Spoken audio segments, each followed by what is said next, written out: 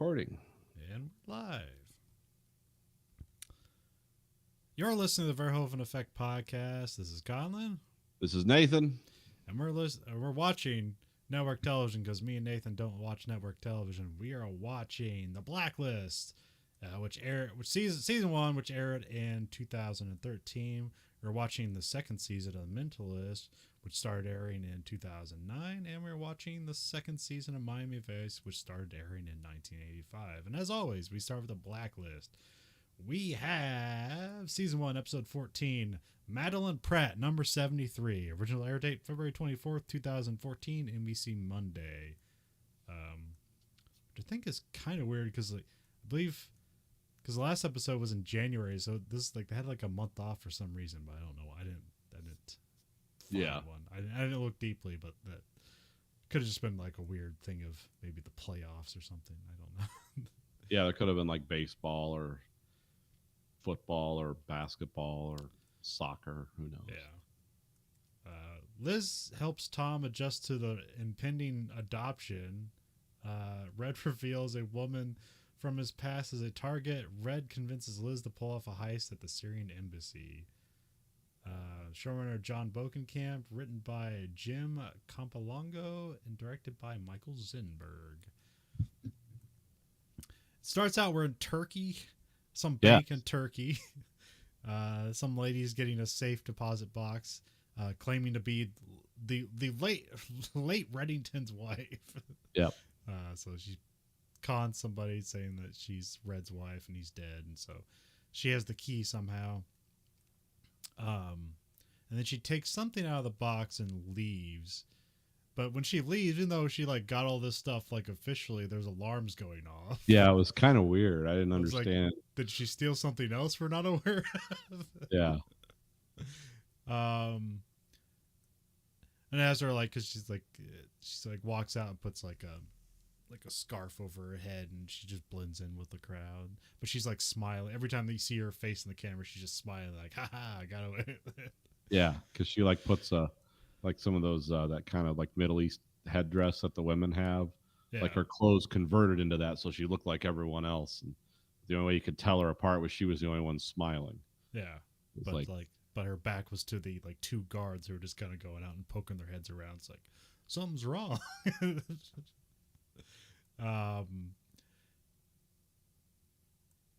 then we cut to Red is getting acupuncture. Yeah. Red's doing something appropriately weird. Yeah, just got to be quirky. And then he gets a note to meet at the bar with this lady who is the aforementioned the titular Madeline Pratt. Yeah. Which I don't know. I mean, I don't know. Sometimes you just put yourself in a corner with the naming scheme because it seems obvious that she's not on the blacklist, but they give her a name and a number as if she was. Yeah. Yeah, because she's not a murderer or something. She is basically an Ocean's 11, long con, big stakes kind of thief. Well, she's also an information broker too. Yeah. On this, that's her more official capacity, and then just seems to do con jobs for fun. Yeah. Seems like one of the amoral people that are always in Reddington's orbit. Yeah. Of course I'm going to steal from you. That's why we're friends. It's those kind of people that. Yeah. And then we cut to Tom and Liz having some weird adversarial relationship now. So. Yeah, because Liz doesn't think it's a good idea for her to have a kid when she works 100 hours a week in increasingly violent, dangerous, and scary situations, and he's still kind of come on, give it a chance. Take a few weeks off work. It's oh, Tom, you're just so out of your mind. Who do you know what this woman does for a living? It's not like she had a bad week or something. It's been ongoing for 2 years. I mean, you were basically had your internal organs punctured in your living room because of her work. It's let's bring a kid into this. It'd be amazing. Let's have a kid be a hostage. Yeah, it seems like this guy's supposed to be this earnest school teacher or not. Everyone's or something else maybe in this. And it's at this point, if he's not some naive. Yeah, if at this point if he's not some super spy, then he's just a total asshole who like can't conform to real or the reality that's presented in the blacklist. Yeah. That's that's kind of, I noticed that in this, and I know they have to have that story, and I know that like that, but it's like at this point, dude, I would have been just out of there a long time ago. It's like, I love you, but until you quit your job, we're done. I can't live. I can't wonder, like, is that knock in the night? Is some other Eastern European come to, stab me with knitting needles through the eyes or something? Like, I'm not sitting around this house waiting for this to happen. Oh yeah, and the weird memory hole box under our floors where there's money and my name and 50 different passports. It's like, yeah, I don't think this is the relationship for me, unless he is, of course. Yeah. But we don't know, because that's hinted around at and then never developed. So it's like, okay, and I'm sure it will, but then did I pass the bar? Because like Red and Madeline like meet at a bar, don't they? But I forget what they talk about. The Windsor Lounge. They talk about the. But does that happen before we get to the Tom and Liz scene, or does that happen like? Yeah, it happens before. Oh, okay. Yeah, they. She's saying she wants the effigy of Autogoras at the Syrian embassy. And it's like, oh, is this an art thing? And then we go to the Tom and Liz thing, and then like Red knows, of course, what's inside that supposedly. Yeah. After the Tom and Liz scene, we have Liz meets with Red at some hedge fund manager's house who's like in trouble with the SEC, so he's just abroad now. So until legal things clear up, and he doesn't have to go to jail. So he just lives the life abroad. Yeah. Which is probably actually like the most realistic thing in this show, is like, yeah, those people are real. I mean, yeah, that happens all the time. It's going on right now. Yeah. I remember that's what happened with was it like, his name is like CJ, I think it's like CJ Malia or something like that. That's the guy who ran the Force India. Yeah. And he was like he was running like just a straight Ponzi scheme, though. I think is what he was doing. Yeah, he's doing something. He did open like a legitimate airline, but it wasn't making the money that they said it was. Yeah, he was getting people to buy into it, and like, we're going to build this up, and this is going to be like, the biggest airline in that part of the world since Air Emirates or something. And yeah, they're just taking all the money out, and nothing was improving. So it was a Ponzi scheme, but it was like, oh no, there's a real thing there. I forget the details, but yeah. He ran away from England to avoid prosecution in India for like over a year, and eventually they like deported him or arrested him and deported him. For other crimes. They're like, it's okay if you steal money from the Indian people and investors, but like once it hits a home here, like, we can't let you do that. Yeah, once this gets in the news too much, we got to start acting like a government. Oh, I mean, that was always going on. He was going to F1 races and like hanging out and like, what's going on at home? He's like, oh, nothing. I don't know. I'm not there. House could be on fire. I'm not. There's all kinds of stories. Rumors, innuendo. Never mind. There's like a whole team of prosecutors. Like, oh, we got him on this, and this. But yeah, that's one I'm more familiar with. But I think there's a Netflix show called Greed, and one of the episodes are about him. So,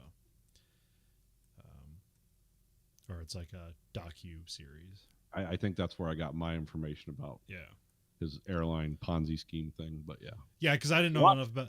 I didn't know, because like I was only getting secondhand through the F1 stuff. So, and that was a long time ago. So I was only kind of vaguely recall it. So I only got it like secondhand. I didn't know, but that was just fun. Anyways, yeah, that just happens all the time. Just people like, oops, the government's on me. Better leave town.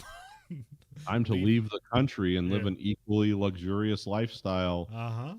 Almost, maybe not in the first world, because there is a lot of extradition, but you don't go to Canada and get away with it. But if you go to like kind of off the beat places, this is, it's the reason you buy houses all over the world.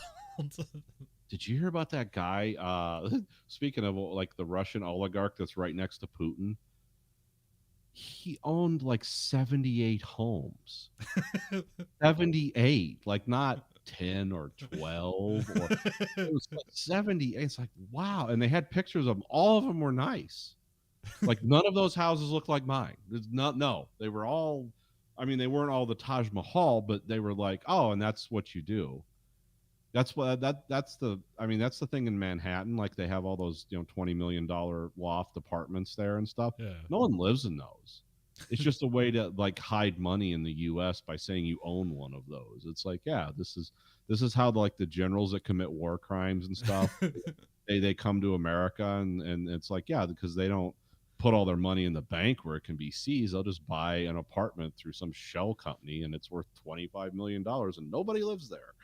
But same thing. I mean, they're doing that in England in the 90s, and Well, what's that?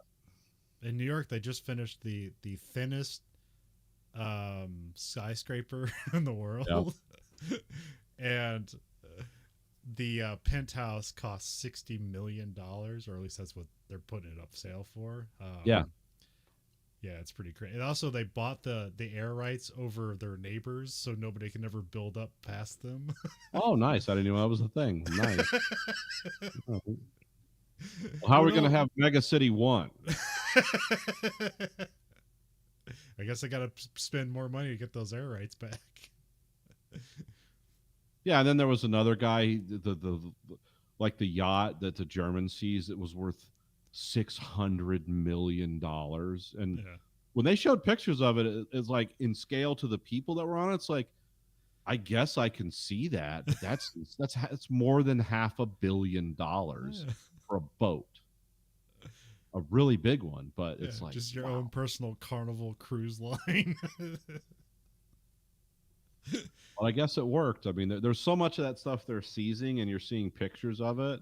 And it's like, oh, this is amazing. This is so wild. This is the Russians. And it's like, well, there's Americans that are operating in the open that have stuff like that too. But they're not like part of some scam to steal all the riches out of Russia. But yeah, they are, but it's an American version of it. And it's like, oh yeah, that this stuff is going on everywhere. But remember, you can't have health care. So anyway, back to the Blacklist. So Madeline Pratt is like a thief that Red begrudgingly respects. They have some history. They talk about Florentine. It's like, why did you abandon me in Florentine? But we don't get to that just yet. But Madeline is getting Red in on a heist to rob the effigy of Astarte. Yeah. Or we got a brief character, another character actor update. We have Zach Grenier, who you might remember as like the boss in Fight Club. Oh, okay. That he beats himself up in front of. Okay, yeah. So that's like the guy who's like pulls out the book and explains everything here. That guy's in hundreds of things. So yeah. But yeah, we have the effigy of Astarte, which inside of it's supposed to be this thing called the Kungar 6, which is apparently a list of Soviet spies that might still be operating. The old knock list. or even reach even further back. It's that telephone. Remember that Charles Bronson thing where they had all the sleeper agents in America? And they were like Russians, and if you called them on the phone and said words in Russian, they would activate and start sabotaging the country. Yeah. Or it's the Americans. That was the more modern version. Yeah. It's been a fiction for a while. Yeah, it's an old idea. And it's coming back. Dust off all that old Soviet stuff. Now the Russians are going to be the bad guys in every movie from now until the nuclear war starts. Yeah. You don't even get new props because they haven't built anything new in Russia for years. Same stuff. Red is back at the post office, and Cooper is asking where Diane is. And like right before the scene is happening, I was like, shouldn't there be like way more concern with like there be more of a hubbub about where Diane is? But apparently she's just missing, so they didn't just leave the body there. Like Mr. Kaplan. Sorry. Yeah, Mr. Kaplan disappeared the body.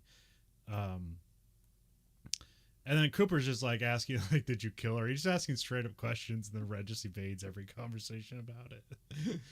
He doesn't lie, but doesn't tell the truth. Yeah, he just doesn't say. Oh, where is she? Have you seen her? What? She's missing. The beaches in South Mexico. Yeah, just something like that. the sand it's so fine. It's like powder, you know. Like, did you murder some, the deputy attorney general of the United States? Nah. Have you ever had Texas wine is a very underrated wine. yeah. Go to Corpus Christi and look for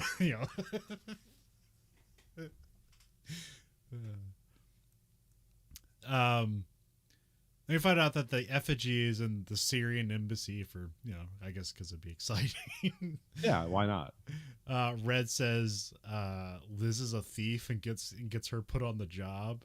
And there's like this little moment where like Cooper and Wrestler, it's like, are saying like there's not, you have no criminal record, like, but your dad's criminal record is missing. Like was your dad a criminal mastermind and you were taught all those things too? And then also Liz doesn't say anything about that either. So Yeah, she's kind of quiet, but she starts doing like she can like pickpockets and do passes and doing card tricks, and it's like, oh, okay. So we're getting a little bit more like the Liz mystery. But Hey, then did you go to the same school that Patrick did? The Mentalist? Like, are you classmates? Well, they have like Madeline is interviewing Liz basically, and Liz tells stories of con jobs that I don't know if they're true or not. Yeah, she seems earnest. One of Red just says like, tell her about Omaha, and then she like makes up the story. Yeah. But then she says later on, how did you know about Omaha? But then we're like, oh, is that true? Were you seducing a guy when you were like, I don't know, 10? But then she's like, oh, I made up that part. But like the Omaha thing was true. I just thought her and Red were just freeballing it in front of this woman just to like, yeah, how quick are you on your feet? Yeah, that's what I thought it is. But like some of it is true. And some of it. The most enticing parts are false, and then but some of the framework is true.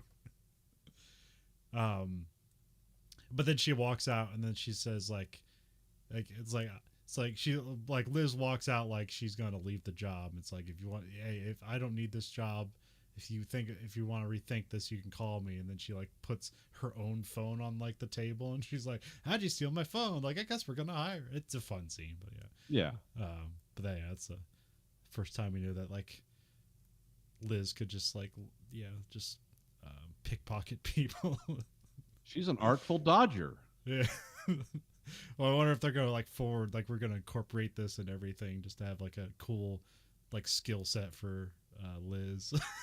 Yeah, Liz has the skill sets of a London street urgent all of a sudden. Like, we never noticed this before. But. So combine that with an FBI agent. What interesting things can you do with that? Yeah. And then they go through the heist plans, but they're like intercutting with like not the actual heist, but just kind of the first phase of it where they're trying to get this ID from this guy. Which is a fun scene because then you have like the FBI trying to pickpocket a guy from the Syrian embassy. She has to steal his ID, then they have to clone it, and then they have to give it back to him all in the time he walks from the Syrian embassy up to the Roach Coach to get a cup of coffee and back. Yeah. So there's pressure on the scene. They kind of make it interesting. But it's also this guy's like, why did everyone I meet today either spill coffee on me or press check me? It's like, this guy has very poor like skills to not realize like all these people are crashing into me. Well, also like his ID is like right out in the open. You can get it pretty easily, and it's not even like attached to his neck. Coat. Yeah, yeah, it's just a little clip on his coat. Yeah, it's not even around his neck where you could probably like be harder to get it. And then we get to the end. It keeps intercutting, but we have like Liz getting ready for this ball where they're going to do the heist at the Syrian embassy, and she puts on this red dress, and then Tom is there, and he's like enticed by the red dress, but he has this funny line. He's like, "Oh, you're doing this for work, right?" And she's like, "Yeah." It's like, do you have a partner? Because I have some pretty good fake IDs. Yeah, he does. Like, we should get away from it all. If I do like that he mentions the fake passports and stuff, like, but yeah, but then Liz and Red break into the I don't know, I had that wrong. But Madeline goes ahead, and apparently this is how they just off the hand mention some guy who's like working with Madeline. Yeah. And then Red is going to the ball with Liz to give her backup because like Yeah. they're on technically foreign soil, so this is going to be um, they can't just like they can't just officially do this, but so Liz is on her own, but Red just And they're in the Syrian embassy. yeah. And remember, if you move the letters around in Syria, it spells Satan, so it's just generic bad guys with very poor embassy security or in this episode. And then Cooper has a private meeting with Mira about Diane. He wants a secret murder investigation. Yeah. Because right now she's just missing. He's like, no, she's dead. Like, investigate it like a murder.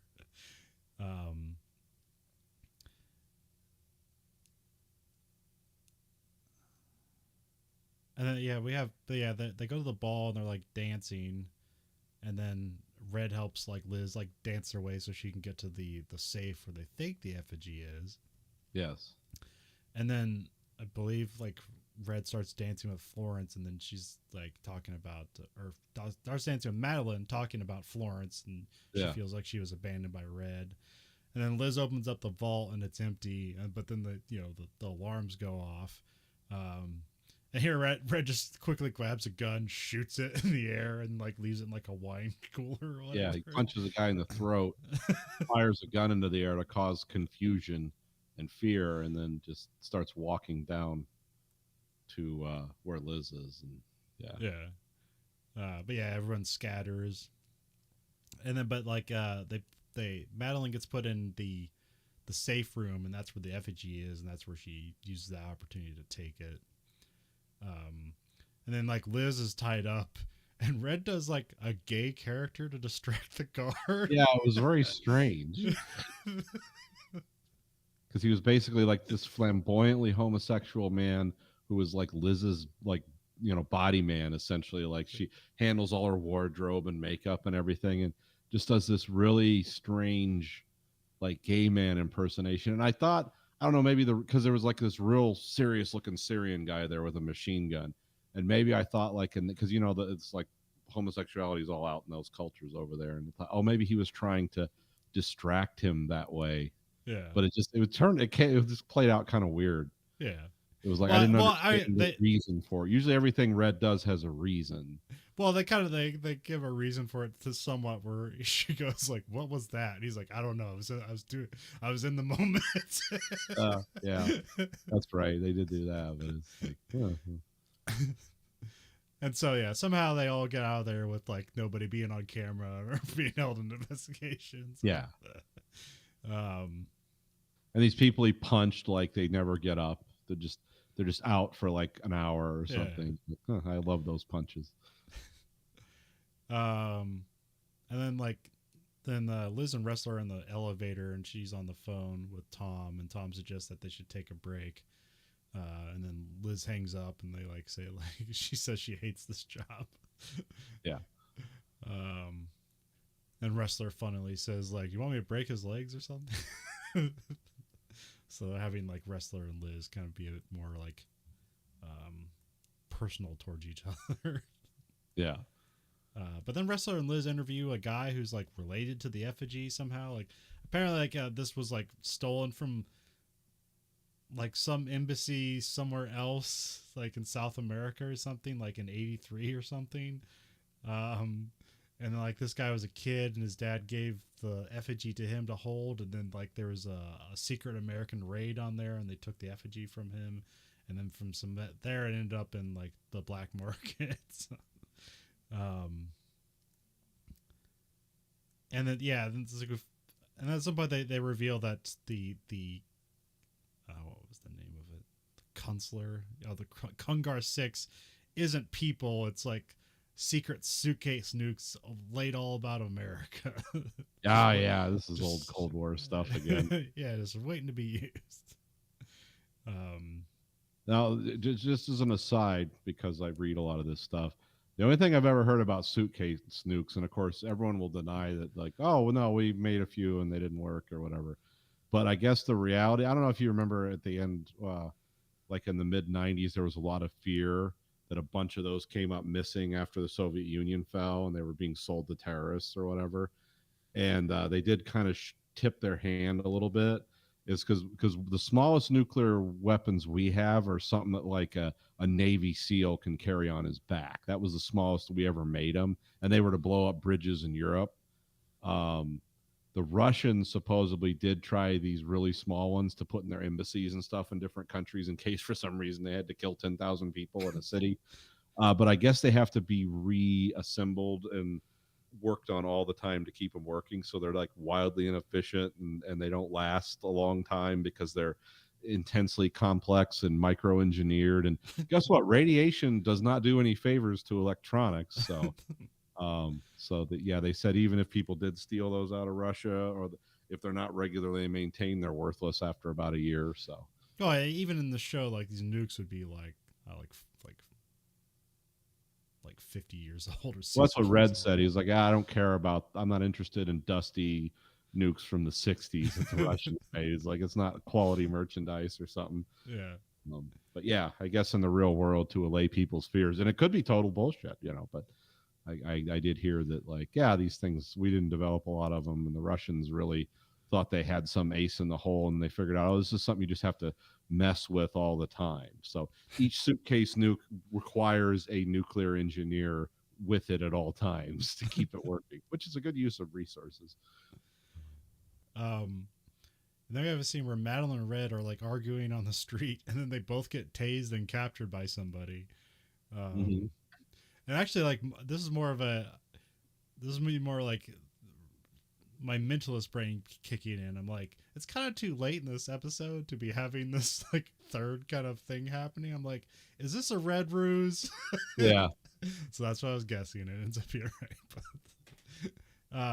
yeah, we have the unit are looking for suitcase nukes, and then they Madeline and Red are in like these like prison cells, and then Red gets thrown in one. He's bloody and beaten up. And then Red starts talking about running out of gas on Christmas Eve, on that fateful night that we keep going back to, which is why Red is the way he is. And he talks about how he walked into a house full of blood. And he says that's the reason why he wasn't in Florence, which we're not sure how that intersects, but I don't know. Yeah. I mean, then so like Madeline gives up the location because she's like trying to save Red's life because he gives a sympathetic thing, and then that it was a ruse, and she gives she writes something on paper and it gets handed to Red. So but then we have the second for like we have the unit and the SWAT team go to some park where some Russians are looking for the list. Yeah. Just some Russian mobsters though. Which is like, now we know is like, oh, indistinguishable from the government. Yeah. And then I think this character is the one that was helping Madeline before, but it gets mentioned as like Rasil has the list because they open up. There's some, she hid it in some like brick in some wall somewhere. Yeah. And then as they start like having the shootout, he runs away, but then Wrestler tackles him. And this is the guy who got shot in the knee with a shotgun a while back. But he jumps off of something. And I thought that was going to play into it, like his knee was going to give out again because he jumped like 10 feet on top of a guy. But it didn't. It just, the guy was a little tougher to fight than you thought. Yeah, that guy was really good with his elbows. He like elbowed him in the face like twice. Yeah, I mean, there's like square shots to the face. But at least they weren't firing guns wildly into the air, you know. Yeah. He restrained himself for once. Yeah. I mean, they did wrestle with his own gun and fired once into the ground, but then I think that's when like the rest of the SWAT team comes up and then he just gives up. Yeah, I mean, there's a huge shootout. And then Red gets the effigy and he opens it up and it's just full of sand. Yeah. And then they have a scene where like it's like Red and Cooper are talking. And it's like, oh, she took it. And then Red's like, no, I got the locations. Like, I'll give them to you, but he wants to trade it for the effigy. And I don't believe we get the importance of the effigy yet. what and now uses it's a red. become a red weird thing. Yeah, yeah. It's like the tea in China, or the tea in Vietnam is underrated. It's more of this. I just want this because it's strange. Yeah.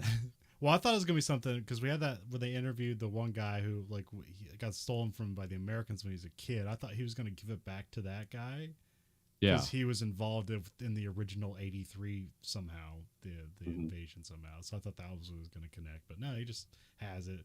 But also like when he puts it on the shelf with the other like priceless art or whatever, Madeline had stolen the painting he was talking about at the start of the show where he said he hates it. It's infecting his mind because it's like a painting of a woman playing a piano, and all he can hear is that woman playing the piano poorly. And I guess it's a Vermeer painting, and her face is really like, it's kind of that weird art that they did back in. Her face is not proportional, and she's a very strange looking woman. And Yeah.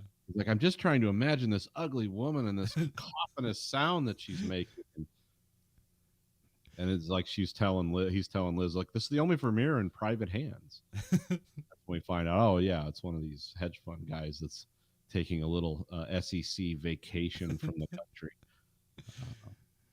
But so Madeline takes that painting and leaves a note that says if he wants it back, he has to meet her in Florentine. So,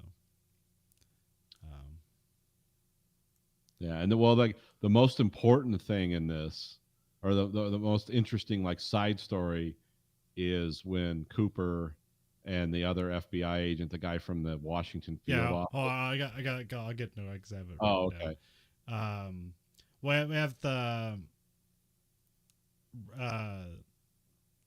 they're getting ready to leave, and Wrestler and Liz are like packing up for the night, and then Wrestler is like going to go out on a date with his girlfriend, but then like he stops and he's basically going to like console Liz because like her life's going to crap right now, and so that's a bit more like they're getting a bit closer. Yeah, like the first like 10 episodes used to have like Wrestler was just like very combative and accusatory of everything Liz did because Yeah. he's like, why are you on this, like this is my job, like who are you? She's like, I don't want to be here either. Yeah. Because of red. And then Tom goes to that teachers conference in Orlando and he bumps into Jolene, so it's like, uh-oh, they're gonna have an affair. And then we have Special Agent Walter Gar Martin from the DC Bureau comes in to talk to Cooper, and he tells him he needs to stop the investigation on Diane Fowler, and he takes all his case files. So yeah, and basically says, this comes from like the top, meaning the president or the head of the FBI or both. Yeah. And so I'm assuming this guy's working for the group that Hawkeye Pierce is running. Yeah. I don't know that, but I'm assuming it's like, either that or it's like Red pulling some pretty big strings. Yeah. Yeah, we'll get to see if like Cooper follows up on this. Like, no, we're not stopping it. I don't know. Well, the interesting thing is like he gives Mira the job, and she's like, well, I have the evidence. Yeah, I'm pretty sure I can figure this out, but I can't really tell you because Red has corrupted me, making me steal stuff from you. It was an interesting episode. I think it's actually one of the lowest rated ones of the season, but I thought it was fine. It was fun. It didn't necessarily advance like the total plot line, but you had some intrigue. Well, it wasn't just so dark and brooding either. Yeah, you had a little fun. It's a heist. Yeah. It's like Ocean's 11. Yeah. Yeah, with the FBI. So we have The Mentalist, Season 2, Episode 14, Blood In, Blood Out. Original air date February 11th, 2010, CBS Thursday. When a member of Cho's former gang, the Avon Park Playboys, is found murdered, Patrick Jennings insists on helping Cho with his off-the-books investigation. Showrunner Bruno Heller, written by Ken Woodruff, directed by John Polson. Yeah, so this is a fun episode because we actually get like backstory on Cho. Yeah, this is a Cho-centric episode, which is like one of my favorite characters in this because he's just always the straight guy. Yeah, but he's also not the straight guy to the point that he's dumb. He's like, he's just kind of a very rational Yeah, person. well, you can see why he is basically a Vulcan in the show is because like if he has any kind of feelings and that's like the way he can be hurt and like here's the episode's like, oh yeah, when Cho has feelings things go wrong. um Well, it's because like I said, I never do any research on this ahead because I don't want to ruin the show. I never knew if the Cho it was in a street gang thing was real yeah. or it was a serious gang. Because I always especially assume like Korean characters, like, oh yeah, those guys are like getting doctorate degrees in something, or they're just like they were always the best students in school. I never assumed them of like, oh yeah, they're in a street gang in America selling drugs. And so I always thought like this gang he was in was like kind of a kid thing or maybe a little youthful rebellion. But no, not in this episode. You find out they were bad people. Well, we have Jane is flipping a coin and it's always head, and he cons Rigsby out of $20, and this is like this is like a D plot for Rigsby to figure out the coin trick. Yeah, yeah. Most important thing in Grigsby's life. And then Cho has a friend show up when he's not there, and it's like the lady he's dating, and so like they kind of Who no one on the team recognizes. No. Like, oh, you're dating Cho. I mean, I think they vaguely knew about her, but it's like, yeah, this is how compartmentalized this guy is. Yeah. Well, yeah, they also seem interested to like interrogate her. It's like, who's Cho? Like, we've known him for years. We have no idea.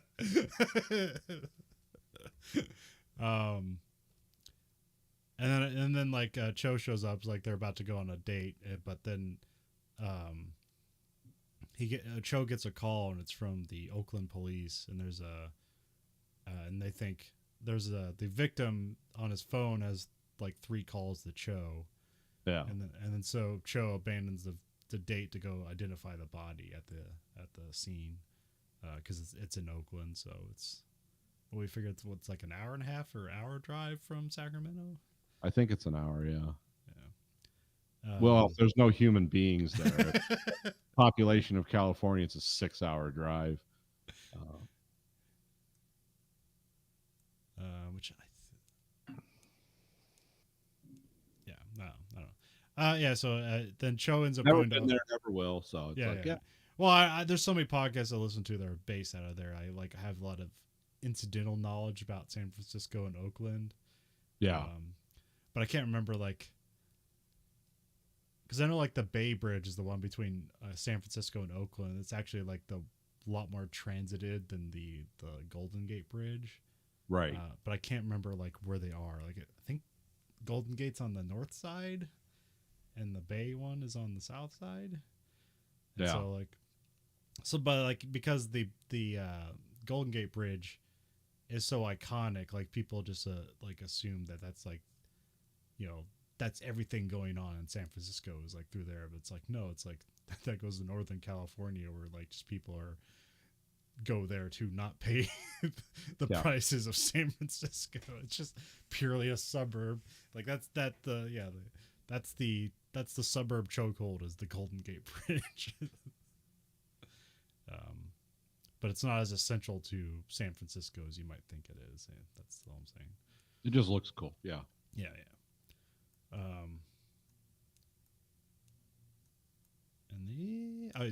The victim is David Song. He was one of the Avon Park Playboys, Cho's old gang. So that's real. That's confirmed. Because Cho also says he used to be in a gang. Yeah, that comes up a lot in the other episode. Oh yeah, and Jane insists on going with Cho. It's like, you're not stopping me. I've got to go see what Cho's like.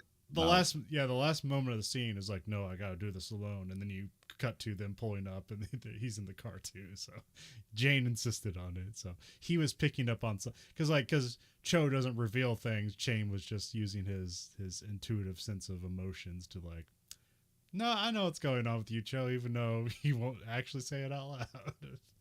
Jane using his psychopath skills again. Learn the truth out of people. So basically he just identifies the body and just coldly says like, yep, that's him. Like, and like, all right, we done here? And then he leaves. And then it's like, and then like Jane is talking about like, did you know him? Were you close? He's like, we are best friends. He was like a brother to me. He just says that coldly Yeah. as they just leave the scene of his dead body. Yeah, where he's been like shot like 12 times or something. Yeah. Um, and I think we got a commercial. We cut back, and then like Rigsby's looking at the coin again, and then Cho just says something like, "Oh, you're not getting enough sex from Van Pelt that you have to investigate this." And like, hey, be cool about that. Like, we're talking about it, remember? Oh, okay. Yeah. And then the David's grandma talks to Cho. This also we find out like Cho joined the army, which I think maybe came up before. I'm not sure. Yeah, And then I've heard that. Yeah. Then he The became show a never prisoner. lies, but he never it like adds anything. Yeah, But yes, that is a fact. Yep. yeah. There's no like, well, what was that like? It's just any other day. Just But yeah, she was saying that David was trying to get out of the gang, and Cho wasn't convinced of that. He says like, she's like, he won't lie to me. He's like, I've heard him lie to you all the time. Yeah. He used to be in a gang. Yeah, because she's like this, just like sad Korean grandmother, and Yeah. goes like, yeah, sorry to break it to you, but not a good guy. But Jane convinces Cho to like look into the case to like ease his conscience, because Jane picks up on that it's like heating him on the inside, even though there's nothing that he's conveying that. So, Yeah. Your flat, featureless gaze is not. Yeah. It's like, how do you read Cho? You can't. his eyes are more watery. They're shining more, so it means he's like being more emotional. So they go back to Oko and they talk to Cho's old gang members. Cho was called the Iceman. Of course he was. Which Jane, finds like fascinating. Yeah, he immediately understands it, but he's like, I want to know more. And they tell him that David left the gang, but he's working with. Well, I thought he was working with some other gang member. They say that he's working with KS, which seems to be like KS is made in a different gang by now. But I thought KS was the other gang, but it's a guy. It's a guy. And so they're suggesting that maybe he got killed because he was working with a different gang. But and there's a list of numbers that they got from the crime scene that don't have any meaning yet. Jane keeps showing it to people, which I'm not sure how Jane got that. He must have stole that evidence. Probably. Because the Oakland police like bagged that up. Just Jane being Jane. Yeah, we find out that KS was a gang leader and Cho shot him. Yep. Like, not as a cop, when he was a gangbanger. As a gangbanger, yeah. As an Oakland Korean gangbanger. Like, huh.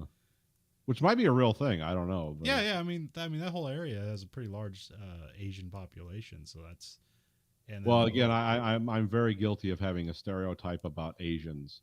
Like, all Asians to me are either experts at computers, mathematics, or some other like really insanely difficult skill, and I just never think of them as criminals. But it's they can be.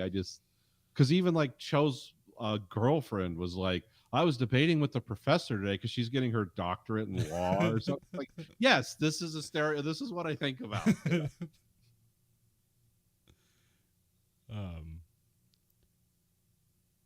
Oh yeah, and they talk to David's latest boss, who's like running a janitor business. Yeah, it's like ex-con janitor business. Yeah, because he says he likes hiring those. He doesn't mind hiring those guys because they need a second chance. And he sounds like a nice guy. It's like, I'm just helping guys, which immediately should be your cue. It's like, oh. Okay. Well, no, he seems sincere at that point. Then there's a part where like the middle manager boss walks by and tells him that he needs to clean the bathroom and kind of like puts him down. But then Jane points out who that guy is. It's like, oh, you're just a middle manager who's going nowhere because you don't know how to actually like conduct business. Yeah. Jane psychologically dissects the guy who's just saying, hey, we need more toilet paper in this shit house. It's like, you're saying that because you're insecure because your career is a failure.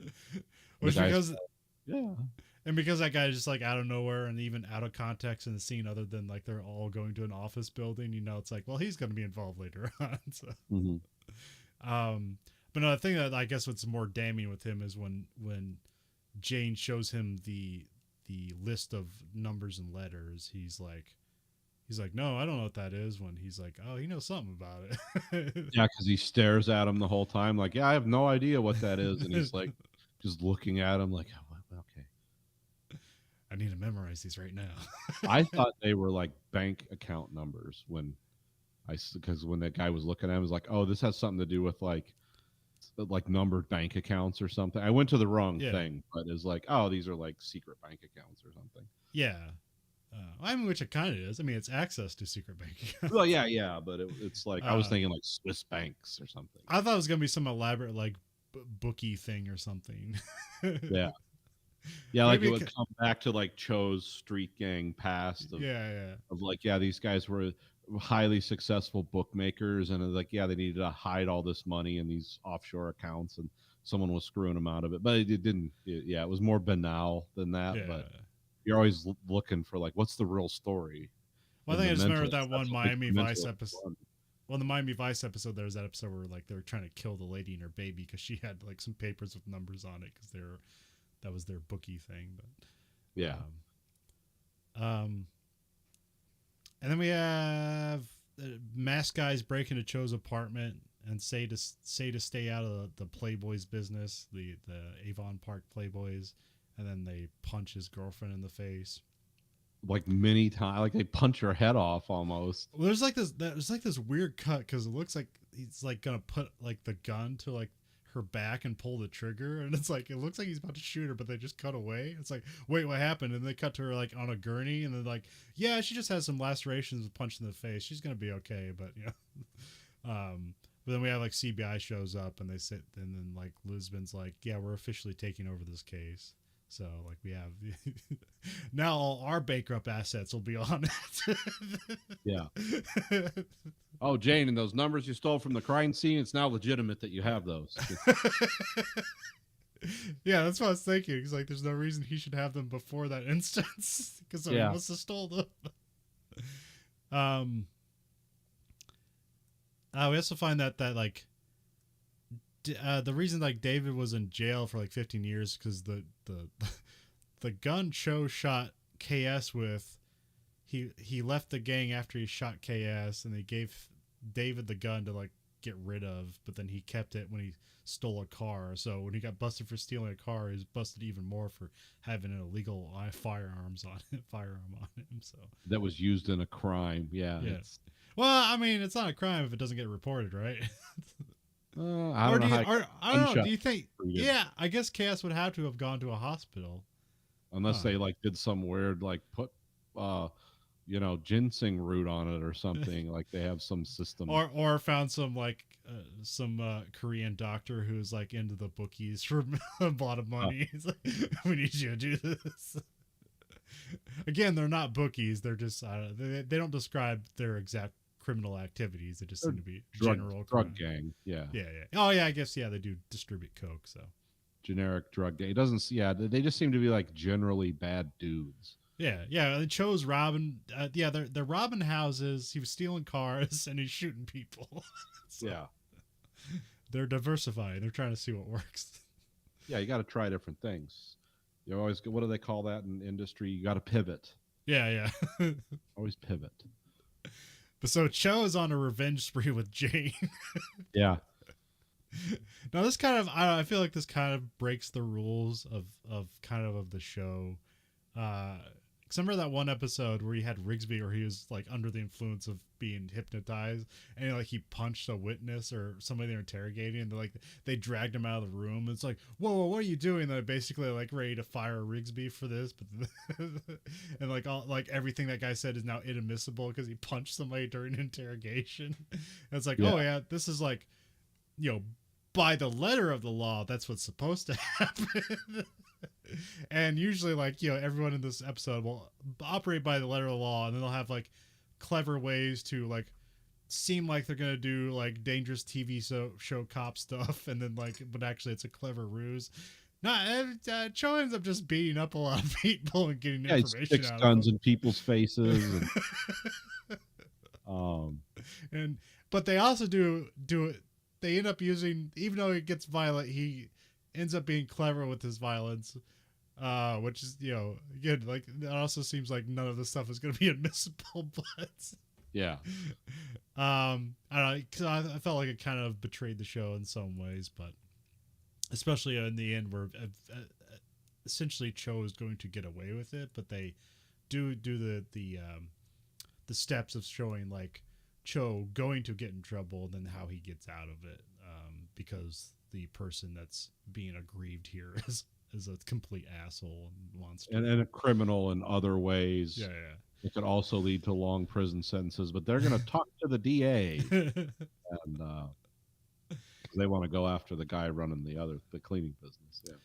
But we have Rigsby and Feld go to some office. I guess they're an equity firm. Do you know Yes. I don't know what an equity firm does. I looked up a thing that just says like, I don't know. Do you know what they do? I Fund management, essentially. Okay, yeah. Used to be equities were like commodities and equities but now equities are also just investment packages. So it's like it's a generic term. It's Okay. It's investment in banking. Yeah, No, it's not banking. It's investment. But yeah, essentially, it's a place where a lot of money runs through. So Yes. It's just but the place evil seems corporation. Yeah. Well, it seems immediately sketchy because of the ditzy assistant they're talking to, where it's like, and she's sniffling, and she's like, "Oh, I have allergies." It's like, no, she's coked up, isn't she? Yeah, she's coked out of her skull, and she seems like a dumb blonde, or she's coked out of her skull, or both. Yeah. But you know right away something's off. Like She's a coked up dumb blonde who's also trying to cover for her shitty boss. yeah, as a guy who is she only in the relationship for the coke? Because he doesn't seem like he's on coke. So it's like, what's she get out of this relationship besides abuse and cocaine? Maybe that's it. Yeah. I don't know. They say you'll do anything for cocaine once it gets its hooks into you. Yeah, we meet the middle manager again, and he seems involved somehow. And then we that guy looks like a creep. I'm sure he's a nice guy, but that actor just has asshole written all over him. It's like, okay, this guy's he's found his niche in acting. Cho roughs up KS and says he didn't. But KS says he didn't send the guys after Cho to go into his apartment, because that's mostly like when Cho is violent. It's pretty much usually about like, all right, who hit my girlfriend? It's a very focused violence. I do want to say something I noticed that was funny, and I don't know if this is in trivia or anywhere. I'm just making this up. But when they go to KS's gang house, Cho and Jane, when they take KS into the other room, or no, just Cho goes in at first, and then when he takes KS in the other room to interrogate him, well, there's 4 guys there. They're in an Asian gang, and as he's walking him in there, there's a pizza box with a set of nunchucks on it as they're walking into the room, which is like, oh, it's a Teenage Mutant Ninja Turtles reference of some kind. I mean, that or it's just something they threw on the set, and I'm looking way too far into it. Yeah. But I don't think that's set designer was like casually racist. It's like, we need to make this look more Asian. They're like, throw some nunchucks in there. Nunchucks in a pizza box, and there's 4 kind of sketchy Asian characters. It's like, oh, this is Teenage Mutant Ninja Turtle reference. Yeah, but yes, one of them has I'm probably gonna look back at it, and probably one of them has like a purple bandana or something. Like something. Yeah, check the scene. It's when Cho goes into the house and confronts KS and his gang, and he's walking them into the kitchen to interrogate him. That's where it'll be. And if that's not deliberate, then I'm just watching these shows way too closely. KS reveals that David was looking to sell drugs to the office, because he was ordering too much just for personal use. He's like, oh, he wants to distribute and stuff like that. And so Cho is like, did things go wrong because you tried to get in on it or whatever? But so now they just know drugs are going to the office, and that there's probably more something there than just with the gangs. And then Jane gets involved, and there's like a standoff, and then he kind of hypnotizes everybody, and they walk out of there. Yeah, it's sort of weird. I mean, he doesn't like hypnotize them into like falling asleep. They just kind of like slowly put their guns down, or slightly cooled about it, and they just kind of walk out. Like even Cho like puts his gun down slowly. So yeah, it gets fingers off triggers, less chance of an accident. Yeah. And then, then Jane just pops back in. He's like, "Oh, do these numbers mean anything to you?" He's like, "No." And everyone puts their guns back up because he's broke the spell. Yeah. And then you have the the assistant is doing drugs in the stall, and Van Pelt catches her, and it's a very weird, kind of funny scene. Yeah. Because Van Pelt just like pokes her head over the stall. It's like, hey, what you doing there? Drugs, huh? Got I you want some to talk to you. druggies? Doing a little druggy drugs for lunch? At least they had Van Pelt do it and not Rigsby. Yeah. Hey, what are you doing over there? I want to flip this coin and see what happens. Nothing creepy about this. So they interview her, and she's like trying to hide things, but she's not good at it. Probably because she's on drugs and probably dumb to begin with. Yeah. And then she reveals that her boss, Adam Reed, likes to get high and beat her up and then have sex. Yeah, just like, oh God, okay. The things people do for cocaine. Yeah. And then Adam there, he caught David stealing a laptop, and so he made David get coke from his gang because he could. Yeah. And then Crystal like slightly recognized the numbers from the list, but they don't like have her say it. She's like, "Oh, I know what those are," but then she doesn't like reveal like what are they. Next scene. Yeah. I'm not sure if I. Yeah, the list is it's a list of passwords for the client's bank accounts, but I can't remember if that gets revealed there or later on, because that was later on. But maybe anyways. They go to get Adam Reed, who's like cutting up coke for some other lady that he's trying to I don't know, probably get laid with and get high and beat on her and then have sex with her with cocaine. Yeah. So Cho roughs him up because he's like an established asshole. It's like, well, it's out of line, but he's right. Yeah. And then we also like have cuts to like the janitor is also there, like the guy owns the janitor business, and was like, well, he has something to do with this. Yeah, he's not just here as a witness. Yeah. So Cho's like beating up the guy like outside next to the van. And like the whole time is like, okay, this is all totally ruse. This isn't some Jane ruse. And then there's a part where he pulls out his gun, then he shoots it into the ground. It's like, oh, this is a ruse. Yeah. This is how it started. Yeah. This seems like the most least likely successful ruse, but well, you know it's a ruse too, because that's not like Cho. Like he's just a maniac who's gonna start killing people. He's really hitting that guy. Well, that guy's not in on it, so Cho's just taking the opportunity to beat the crap out of him. Cho's scaring the hell out of him for sure. Yeah. But yeah, and also like is it Rigsby and Jane are there? Yeah, I think it's Rigsby and Jane, and Cho like locks it. He puts like a broom handle to lock the door so they can't get out, and so they get the janitor to undo it, and they're like come, where do they go? Like, oh, come with us, we need it. So they want to make sure that the janitor guy's there when they basically, so they can question him in a very very high tense situation. Yeah. And so they go out to the janitor's van, and like there's a bunch of what seems like blood all over Mr. Reed, who's just unconscious on the ground. Yeah. Again, is not in on this. No. So Cho just knocked him unconscious and poured some red ink on him. But then they start playing off as like, oh no, I shot him. He didn't give me what I wanted. And then like Jane's like, the actor's doing a good job because he's Jane, but doing bad acting as Jane. Like, oh no, you shot him. You can't do that, Cho. This isn't how the police do this. And then like Cho's like, well, we got, it's like, give me the keys to your van. We need to hide the body. So, so they're questioning Frank, and then they found out he killed David and broke into the apartment because David was also, because what this guy does is like he gets these ex-cons to steal passwords and stuff from these places that they're cleaning. So that's his whole thing. And he basically will violate their parole if they don't do what he says. Yeah.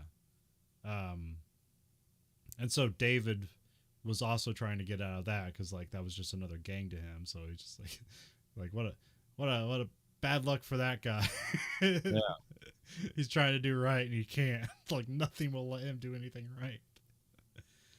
Tale often told in California. Yeah.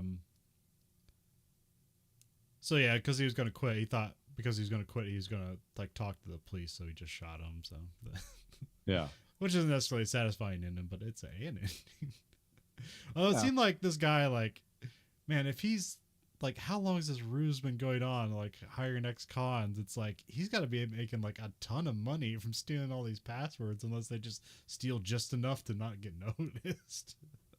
Yeah, it seems like this guy is definitely like Reed's definitely like, oh, he should have a stack of money somewhere. It's time to cut your losses. Yeah. Now there's like corpses piling up. It's like, wait a minute, this is going to draw a lot of attention. But, it takes Jane to put it all together. Jane and Cho. Um, but yeah, so he admits to the crimes. They confess to it, and then we go back to CBI, and this were basically like Cho's being confronted by Reed and his lawyer, and they're basically it's like, well, they said something like this one last 30 minutes in court, and I was like, you mean positively or negatively? I wasn't sure. But Yeah. it's like, but we'll tie you up in personal cases for the rest of your life, and then they're like about ready to leave, but then they're basically talking about how like he admitted to like illegal like all these illegal things, and it's like once you make a deal with the DA, so basically like Cho is able to get is it make it so Cho is freely able to beat this guy up and not lose his job. So Yeah. And not be sued into oblivion. yeah, And, and they can try to prosecute this other guy who it's like, what is his lawyer going to say? Like, yeah, because this guy should also be going to jail, but he's not going to because a cop beat him up. So yeah.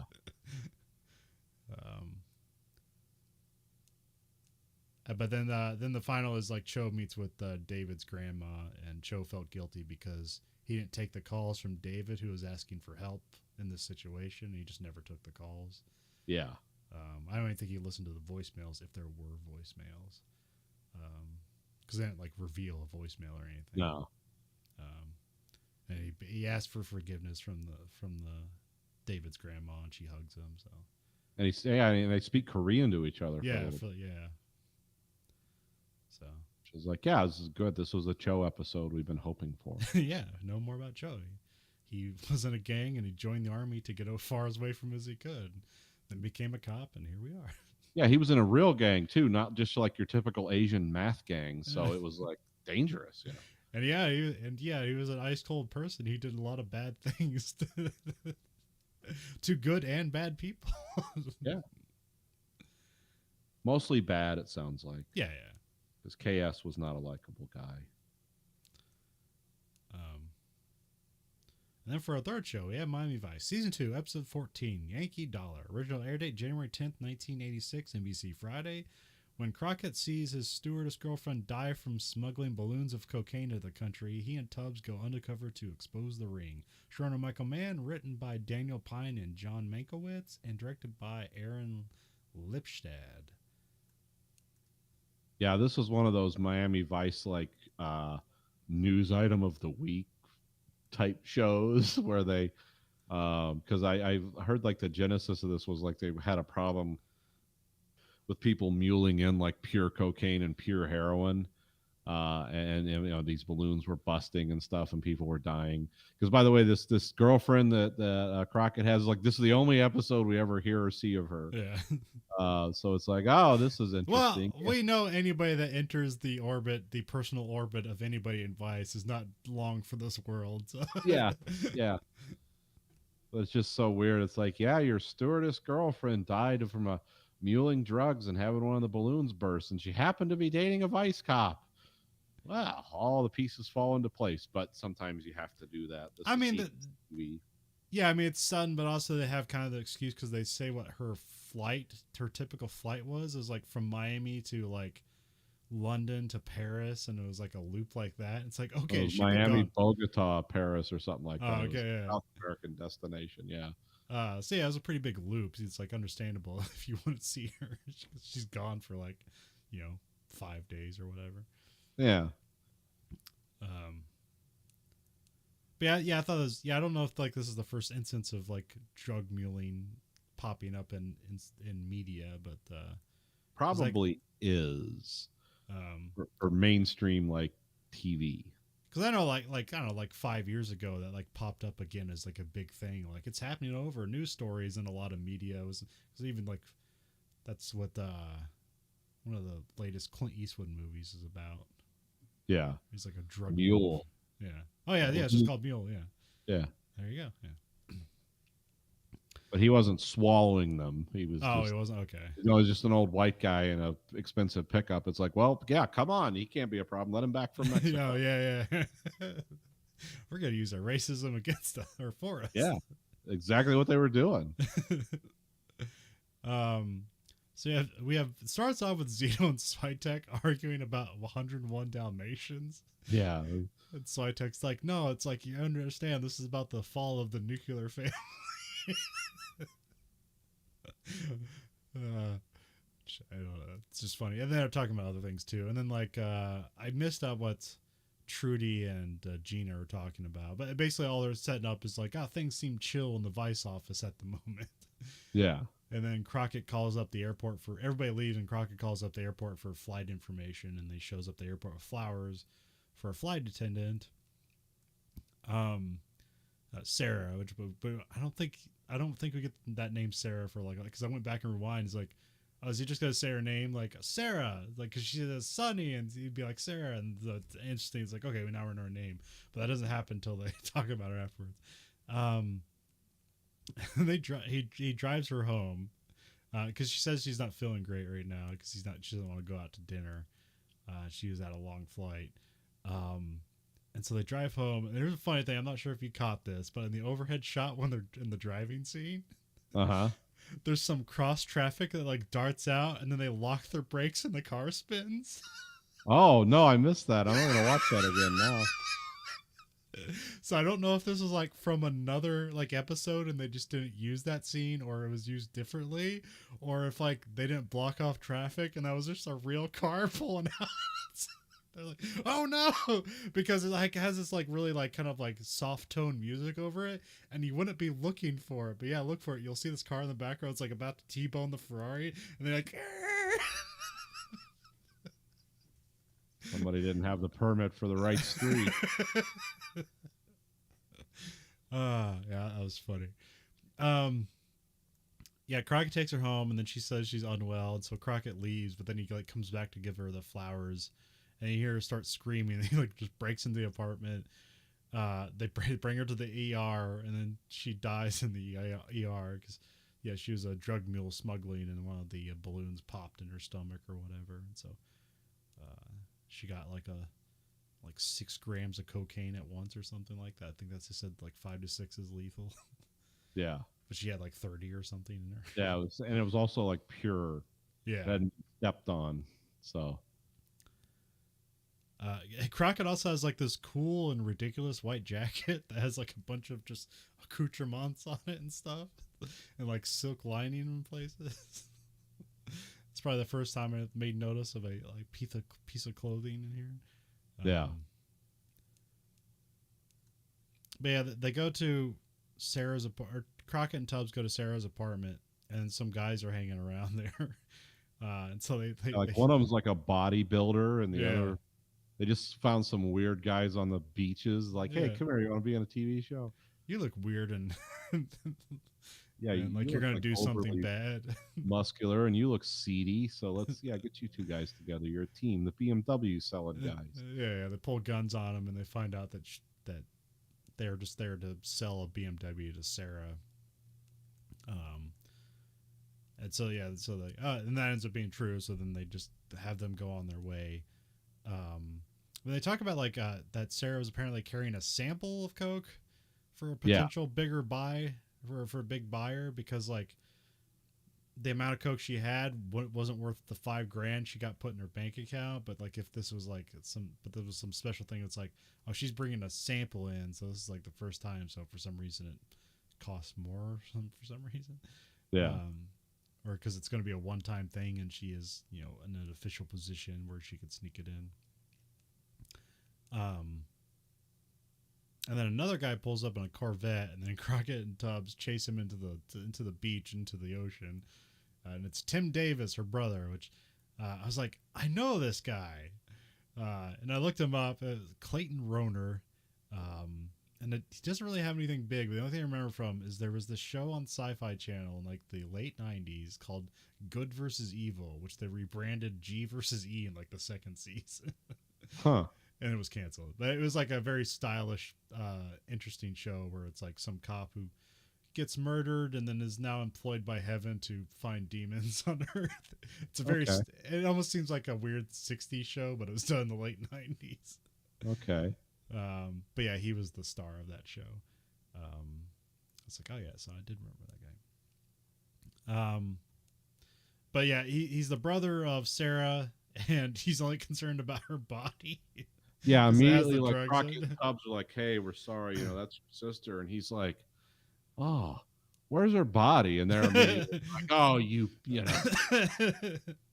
I think he punches him right there. Yeah, he just knocks him out. It's like, yeah, this is the most obvious thing ever. Can I get access to her intestines, perhaps? Like, what? And so Tim points at Mr. Glide, who's some businessman who just stays away from the product. And then so they track him down and meet him at some party he's having outside or something. And Glide knows Sonny Burnett, the cover. Yeah. And yeah, Sonny makes a deal for some big buy, but through Glide. Actually, the guy. So I think this is Ned Eisenberg. He's another character actor who's been in hundreds of things. Interesting enough, he's already been a character in Miami Vice. Yeah, he plays, and he will be again. Yeah, I think it's all different characters. Yeah, it's all different people, but yeah, he's Because I think he's like in the season 1 finale, the Lombard episode. I believe he's like the young mobster who like takes over the business and puts the hit out on Lombard. So. Yeah. And the other guy, actor died earlier this year. oh, okay. He's 65. Didn't say from what, so I'm assuming cancer or something. And the other like character actor update in this episode is Austin Pendleton. Oh yeah, He's like a classic dorky character. He's in hundreds of things. He kind of looks like like a B movie Harold Ramis. yeah. Very familiar if you've watched 80s, 90s TV. It's like, Yeah. oh, this guy. Yeah. He's another one of those that guy guys. Nope. He's like his assistant who seems to be on the edge. Max Rogo, Yeah. the Spanish Jew. Then they cut to the evidence room at the Miami Police Department, and it's just full of coke, cash, and rats. Yeah, this looks like no corruption possible here. And they borrow the cash or I guess it's like $100,000 of it. but it's counterfeit money, and they borrow unofficially. Because like the guy who's like in charge of it is like, if that doesn't get back in 2 days, like you're in big trouble. Which I don't know why they just want to give it to him anyways. It just makes for a cool scene where you can show bags of flour and a bunch of fake money and like, oh yeah, but you can still. I don't know what the wrinkle is where it's like they can't take it officially in any capacity. It's like, don't they do this all the time? I don't know. But that's the thing in Miami Vice. There's always those moments where it's like, they won't sign off on cash being used for certain things. So they have to acquire it in weird other ways. It just motivates the plot. Yeah. And then Tim is trying to make a deal with Glide, which is like, they let him out. and then just Max shoots him and dumps the body. Yep. Well, because Glide's a complete sociopath. Yeah. He's just like, you can tell he has no.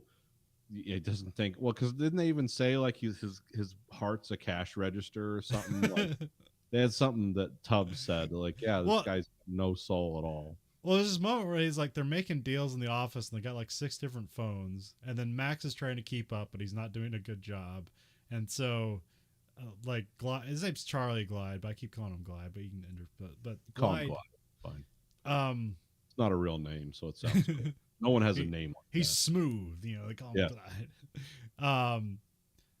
what seems like almost for a moment that Glide's gonna be like sympathetic. Is like, we'll take some time off, and he's like, no, we'll just get somebody else to do this, which doesn't help Max. It seems to like build whatever ulcer he's growing bigger. Yes. But here's like kind of a fun moment because they have like Glide picks up on he has a business meeting with Max, just like a diner, and they're just eating like lobster or something. And Glide picks up on that like things are too convenient, so like this must be cops. Yeah, like Glide's pretty smart. Like you yeah. know.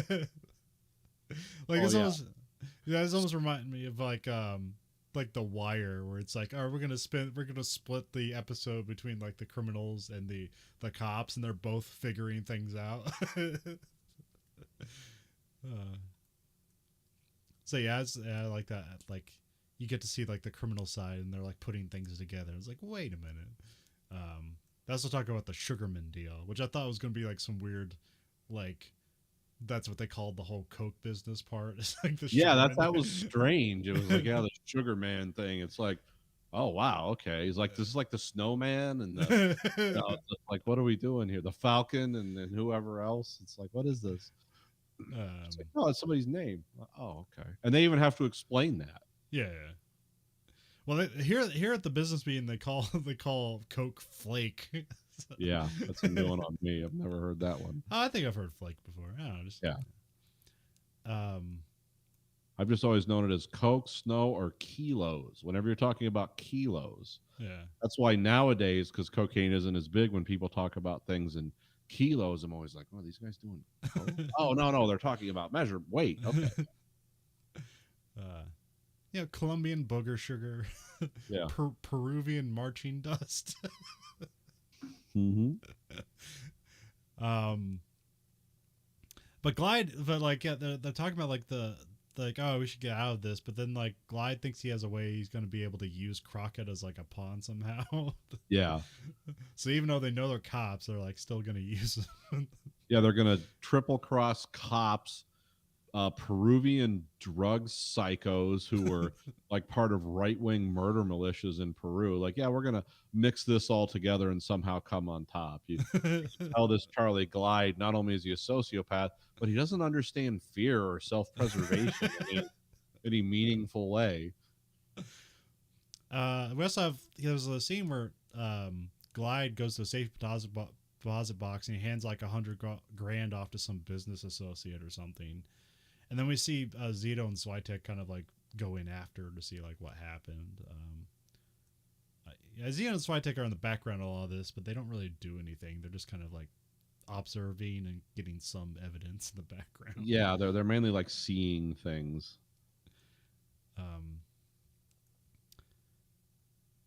And then we have a scene where they think it's going to be a deal, and then there's no money or coke, and then. Or they have the money, but there's no coke, and then Glide's like, "Hey, you guys are cops." Yeah, because Glide says something like, "Yeah, I'll go buy some tickets to the policeman's ball too," and then he makes fun of Tubbs' accent. He does a pitch perfect like Jamaican accent. He's like, "Come on, man! I know this is all nonsense," or something like that. Yeah. It's like, oh yeah, he totally figured out they were cops, which is cool. Because most of the criminals in this, they make them seem kind of dumb, whereas this guy's like, yeah, I know what you're doing, but I'm still going along for the ride because I'm a dangerous guy who's gonna cross everyone and still live in Miami. Well, the only wrinkle I guess he didn't think of is like they tell him that the money they gave him was counterfeit. So yeah, the money he gave to his guy to deposit in his personal business account is like, yeah, it's all counterfeit money.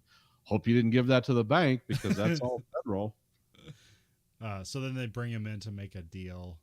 This is where we learn about Sugarman Electronics, which we have Lydia, who's the young widow of the owner and creator of Sugarman Electronics. She's trying to do a leverage buyout, but she wants to triple her own personal wealth that she got from him dying. Because she got left $15 million, but for the buyout she needs, like $50 million or whatever. So. Yeah, because Sugarman was like 80 years old and she was like 25. Yeah. Something as one of those kind of marriages. And then we have a meeting on the boat where it's like the principal party members of everybody. including the Peruvian drug dealer who's just like, Zabato, who's out of his mind. yeah, he's just chugging champagne and like messily eating all the seafood. Yeah, he's like taking his hand and shoving caviar in his mouth, and then it's running out of his mouth, and he's laughing like ah, like he's a Klingon or something. Like, what, who is this guy? Oh, he's a Peruvian militia psycho. Okay, turned drug dealer.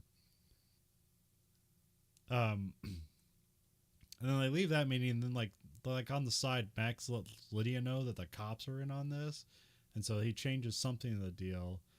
And then we have Crockett and Tubbs take a different boat that's supposed to get the money and drugs at some point. They're just, I don't know. They're supposed to go get the money, I think. Yeah. And then there's like this boathouse with an automatic door on it, and the one guy that goes with the one drug gang guy goes with them. He can open up the door, but then as they start pulling it in, it starts automatically shutting down. And then Crockett and Tubbs magically pick up on like something's weird here. It's like, you didn't put that down. They didn't put that down. They just jump from the boat as the whole building explodes. Yeah, because there's a bomb on the chain return. Yeah. For the garage door thing, which is basically a household garage door opener on the water. Yeah. And yeah, that becomes a weird scene because the one guy, Zabato, like the guy who gets killed that went with him, like that's his right hand man. Because he even says something to Glide, like, yeah, he was with me, during the revolution.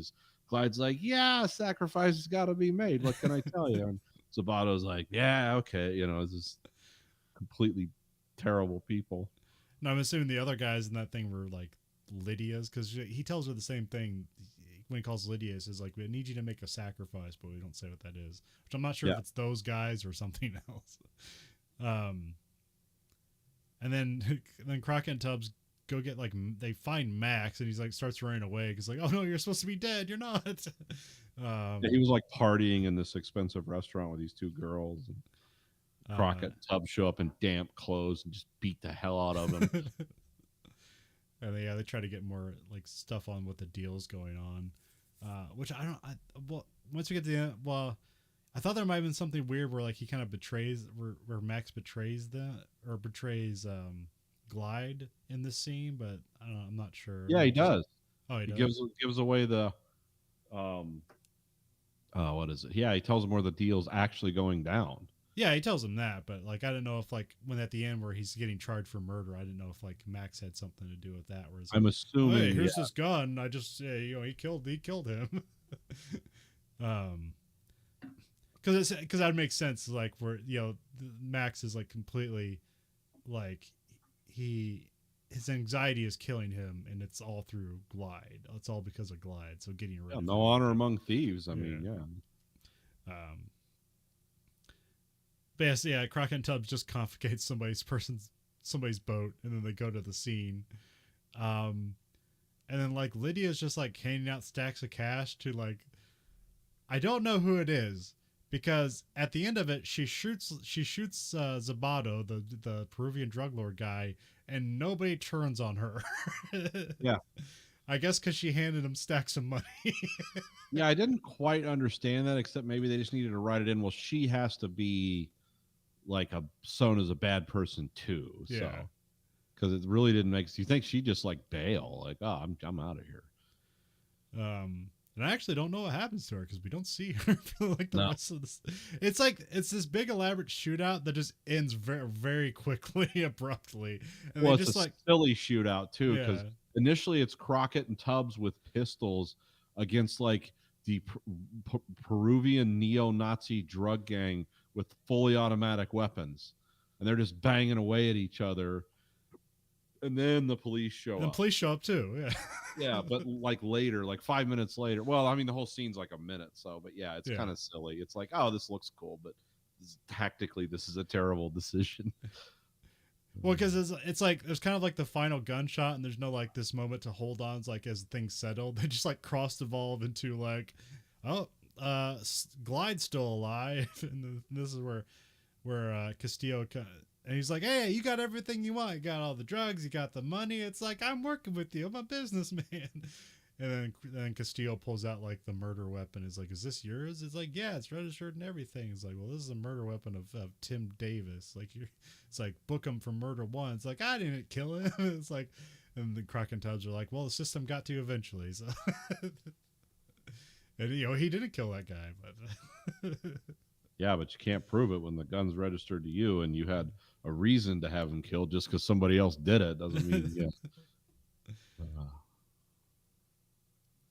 But yeah, I thought that was a pretty decent episode. yeah, it was fine. It was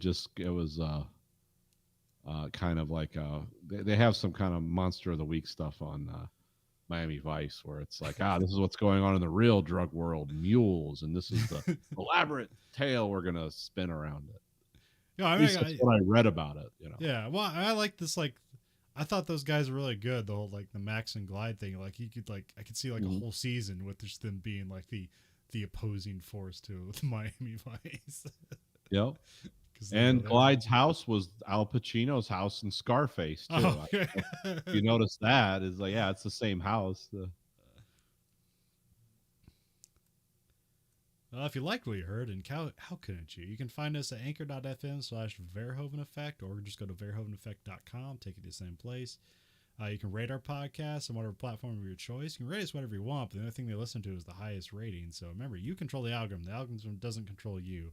Also at verhoeveneffect.com, we have listener support where you can support the podcast at a monthly stipend of either 99 cents, $4.99, or $9.99. And if you support the show, we'll just do more stuff faster. Yeah.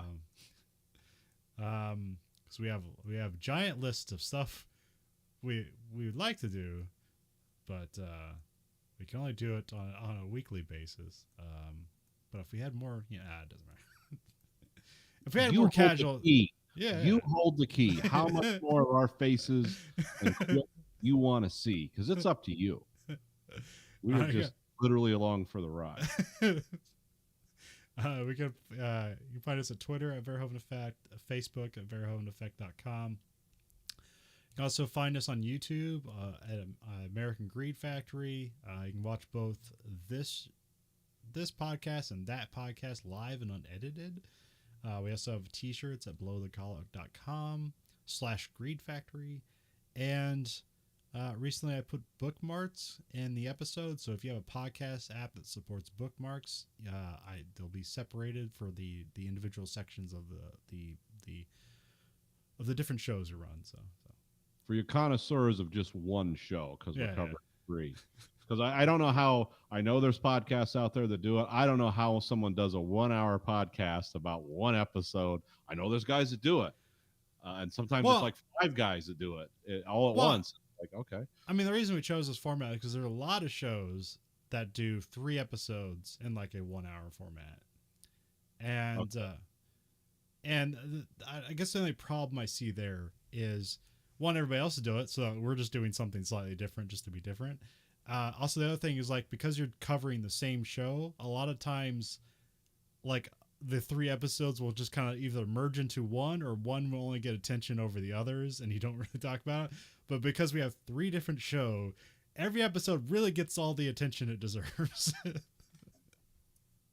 And that, my friend, is marketing.